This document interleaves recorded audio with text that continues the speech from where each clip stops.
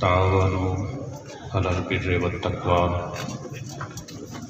صدق اللہ مولانا العظیم صدق رسولہ النبی الکریم رب اشرح لی صدری ویسر لی امری واحلل عقدۃ من لسانی یفقہوا قولی کالعقیدۃ عند وسیلتی ادرکنی یا رسول اللہ انظر حالنا یا حبیب اللہ اسمع قالنا اننا ببحر ہم مغرق فزیدنا سہلنا اشکالنا ان اللہ وملائکتہ یصلون علی النبی یا ایھا الذین آمنوا صلوا علیہ وسلموا تسلیما صلاۃ و سلام علیک یا سیدی یا رسول اللہ وعلی آلک وصحبہ یا سیدی یا حبیب اللہ بندے پروردگارم امت احمد نبی دوست دار چار یارم تابع اولاد علی مذہب حنفیہ دارم ملت حضرت خلیل خاک پائے غوث اعظم زیر سایہ ہر ولی اور آخر میں آپ سب کے لیے ایک شعر کہ خون دل دے کے نکھاریں گے رخ برگ گلاب ہم نے گلشن کے تحفظ کی قسم کھائی ہے۔ کافی ساری جماعتیں اس ملک کے خداداد میں موجود ہیں،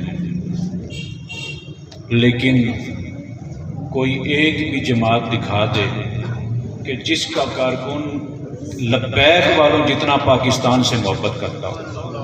یہ چیلنج ہے، چاہے وہ پی ٹی آئی ہے، چاہے وہ نون لیگ ہے، چاہے پیپلز پارٹی ہے، چاہے وہ اے این پی ہے، جتنی بھی جماعتیں۔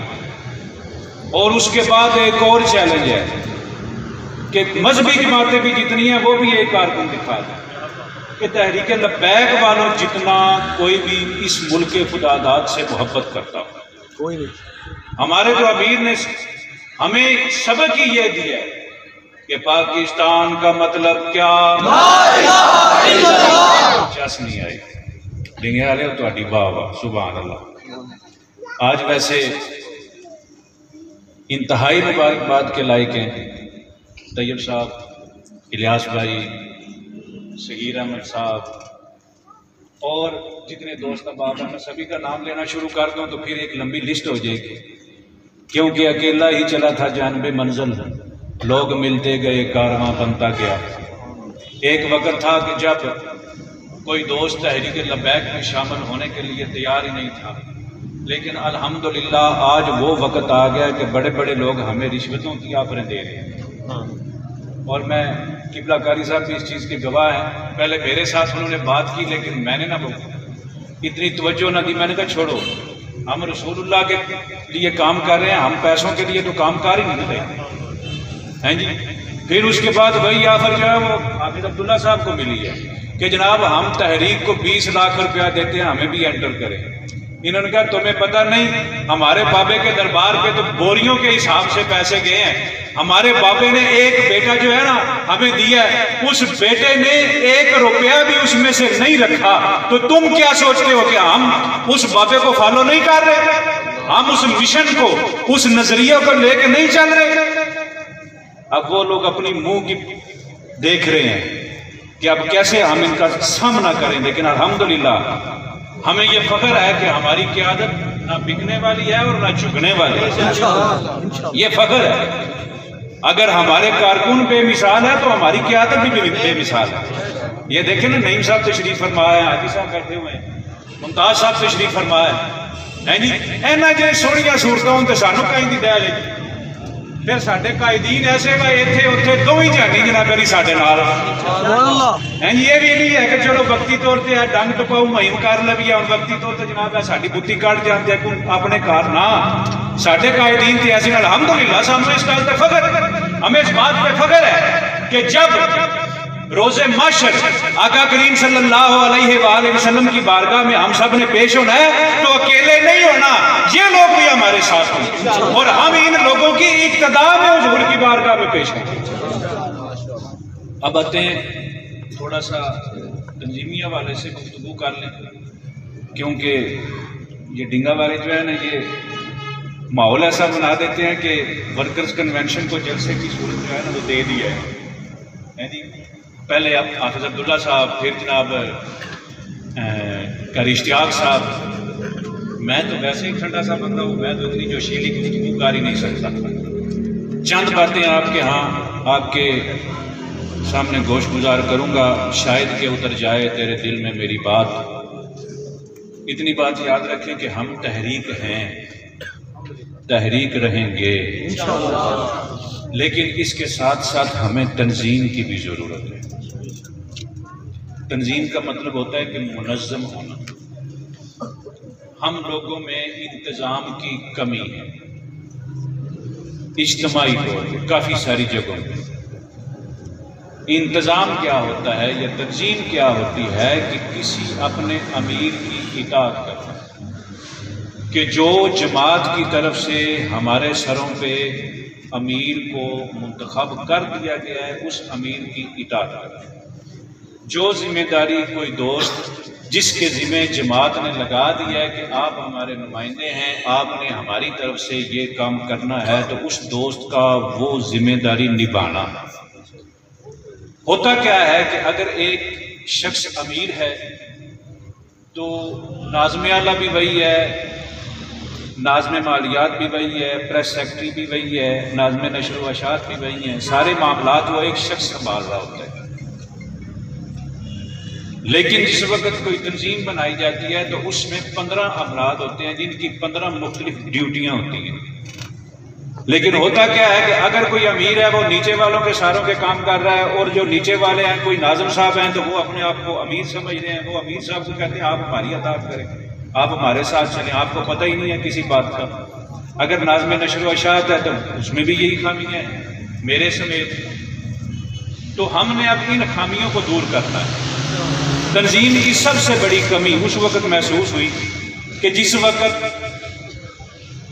جوڑا میں کیمپ لگا ہوا تھا اور میسج چلا تھا کہ پولیس نے کیمپ پہ حملہ کر دیا ہے، پولیس آ گئی ہے، لیکن کافی سارے دوست ایسے ہیں جو ذمہ داران ہیں، انہوں نے میسج دیکھ کے بھی اس کا نہ ہی ریپلائی کیا، نہ ہی وہاں پہ کوئی آیا۔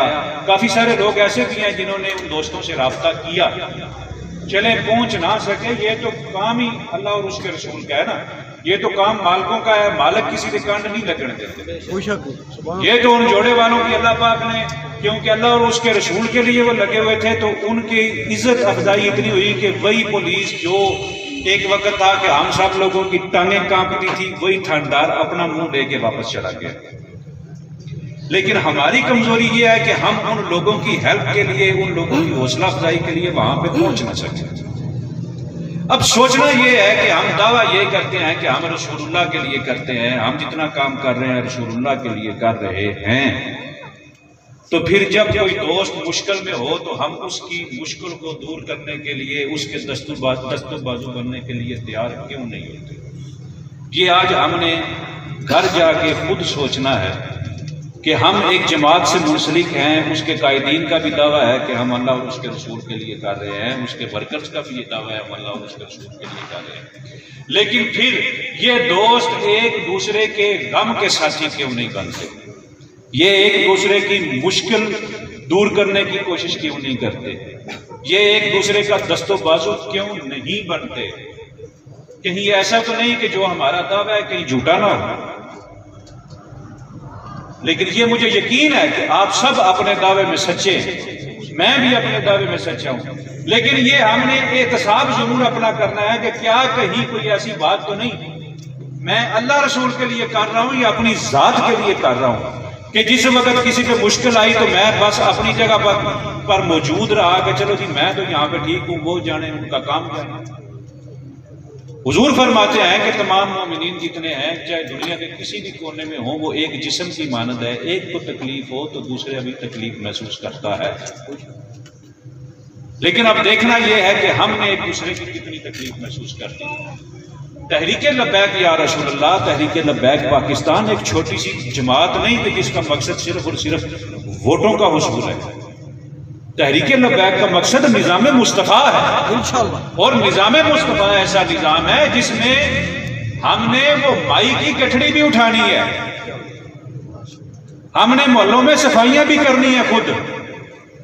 اگر ہم مدینہ شریف کی تاریخ پڑھیں تو سب سے پہلے جو نالی کا تصور ہے یہ مدینہ شریف میں پڑا تھا۔ حضور نے ارشاد فرمایا تھا کہ اپنے گھروں کے سامنے نالیاں بناؤ تاکہ کسی کے جسم پہ چھینٹے نہ پڑے، اپنے گھروں کے سامنے گلیاں کشادہ رکھو، کیونکہ جس وقت کسی قوم کے بارے میں پتہ کرنا ہو کہ یہ لوگ کیسے ہیں تو ان کے گلیاں اور بازار دیکھو۔ یہ حدیث شریف ہے کہ ان کے گلیاں اور بازار دیکھو، جتنی گلیاں بازار کھلے ہوں گے اتنے لوگ کھلے دلوں کے مالک ہوں گے۔ لیکن ہم کیا کر رہے ہیں؟ آج کسی جگہ پہ کوئی بندہ کسی تکلیف میں مبتلا ہو جاتا ہے تو ہم کیا کرتے ہیں؟ ہم نے سیلفیاں بنانی شروع کر لی۔ ہم صرف اتنا شوق رہتے ہیں کہ ہم اس جگہ پہ موجود تھے جناب دیکھو میرے سامنے آج کام ہوا، لیکن اب دیکھنا یہ ہے کہ کام تو ہو گیا، لیکن تو نے کیا کیا؟ بابا جی کے پاس جب جاتے تھے ہم تو وہ کہتے تھے ہاں جی بتائیں آپ اپنے علاقے میں کیا کر کے آئے؟ ہم کیا جواب دیں گے جس وقت ہم رسول اللہ کی بارگاہ میں پیش ہوں گے؟ حضور کہیں گے کہ تو بڑے دعوے کرتا تھا، وہ تیرا بھائی تھا، تیرا عزیز تھا، تیرا رشتہ دار تھا، لیکن تو نے اس کے لیے کیا کیا ہے؟ اس وقت ہمارا کیا جواب ہوا؟ اگر ہم رسول اللہ سے اتنے مخلص ہیں تو پھر ہم معاشرتی بیماریوں کو کیوں نہیں نکالنے کی کوشش کر رہے؟ جو معاشرتی کمزوریاں ہیں ہمارے اندر، فطری کمزوریاں، ہم انہیں دور کرنے کی کیوں کوشش نہیں کر رہے؟ کس نے کرنا ہے یہ سب؟ اس معاشرے کو کس نے برائیوں سے پاک کرنا ہے؟ اس معاشرے میں جتنی بے اعتدالیاں ہیں وہ کس نے آ کے نکالنی ہے؟ کیا فرشتے آئیں گے؟ فرشتے بھی اس وقت آئیں گے جب ہم نکلیں گے۔ اگر ہم نہیں نکلیں گے تو فرشتوں نے بھی مدد نہیں کرنی آگے، اور نہ ہی کبھی تاریخ میں ایسا ہوا ہے کہ گھر بیٹھے بٹھائے فرشتوں کی مدد آ جائے۔ بابا جی اکثر مثال دیا کرتے تھے کہ بدر کی طرف چلو، فرشتے خود بخود آ جائیں گے۔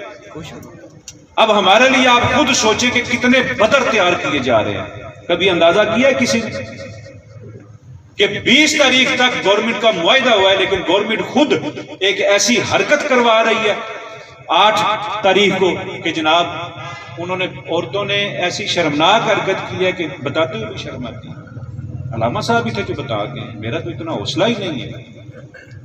اب سوچنا یہ ہے کہ وہ عورتیں کون تھیں؟ کیا ہم کسی کے متھے ڈال دیں کہ وہ فلاں کی تھی اور فلاں کی تھی؟ اب ان پہ سوچیں تو کیا ہمارے معاشرے میں ایسے معاملات نہیں ہوتے؟ آپ بتائیں اگر کسی کی بہن، بیٹی، میں بھی بیٹی والا ہوں، بیٹی نکل جاتی ہے، اغوا ہو جاتی ہے، کیا ہم صرف یہی سوچ کے گھر میں گزارا کریں گے وہ تو اس کی نکلی ہے نا، ہماری تو نہیں نکلی؟ لیکن چینج اس وقت آئے گا جب وہ نکلے گی تو ہم خود سمجھیں گے، گھر میں بیٹھے ہوئے ہم وہی تکلیف محسوس کریں جو اس کا باپ کر رہا ہے، جو اس پہ تکلیف آئی ہے ہم نے بھی وہی سوچنی ہے، پھر چینج آئے گا۔ لیکن ہم اگر تالی ماریں گے تو پھر یہ تبدیلی نہیں ہے، یہ چینج نہیں ہے۔ ہم لوگوں نے نظام مصطفیٰ کا علم اٹھایا ہے، قبلہ امیر المجاہدین ہمیں ایک مشن دے گئے کہ اس کے مطابق آپ نے زندگی گزارنی ہے، لیکن کیا صرف اور صرف ہمارا مشن اتنا ہی ہے کہ ہم دھرنے دیتے رہیں، روڈ بلاک کرتے رہیں؟ کیا صرف اتنا ہی مشن ہے ہمارا؟ کیا قبلہ امیر المجاہدین نے سب کو نماز کی تلقین نہیں کی ہے؟ آگے رمضان شریف آ رہا ہے، کیا قبلہ امیر المجاہدین نے روزے چھوڑے تھے؟ یا کبھی کسی نے سوچا ہے قبلہ امیر المجاہدین کے اپنے عزیزوں کے ساتھ، رشتہ داروں کے ساتھ تعلقات کیسے تھے؟ اپنے معاشرے میں اپنے جو ماحول ہے، ان کا جو محلہ ہے، اس میں کیسے وقت گزار رہے تھے؟ لیکن کبھی ہم نے وہ بھی فالو کرنے کی کوشش کی ہے کہ مالک نے ہمیں ایک قائد دیا ہے، ایک عظیم قائد دیا ہے، ہم اس کو فالو کتنا کر رہے ہیں؟ اگر ہم اپنے قائد کو فالو ہی نہ کریں، رسول اللہ کی محبت کا دعویٰ کریں لیکن کام سارے رسول اللہ کی نظام کے خلاف کریں، بتائیں ہم کتنے مخلص ہیں اپنے اس مشن کے ساتھ؟ یعنی ہم پھر اس مشن کے لیے نہیں کام کر رہے، ہم اللہ اور اس کے رسول کے لیے نہیں کام کر رہے، ہم پھر اپنی ذات کے لیے کام کر رہے ہیں کہ لو جی جس وقت جناب میاں صاحب آمن اسے اٹھ کے نعرے مار چھوڑو، بلے بلے واہ جی واہ میاں جی آ گئے۔ اس لیے سب سوچیں، اپنے آپ کو بدلیں، اگر ہم بدلیں گے نا تو انشاءاللہ یہ جہان بھی بدل جائے گا اور پھر کیا ہے، تھوڑی سی کوشش ہی ہے نا۔ بابا جی کیا کہتے تھے، تو آیا نہ درتے کیوں بد نصیبہ ہزارہ رنگاں وچ رنگیندے محبت، لیکن ہے کہ جس وقت بندہ نکلے اس وقت اللہ اور اس کے رسول کی مدد آتی ہے۔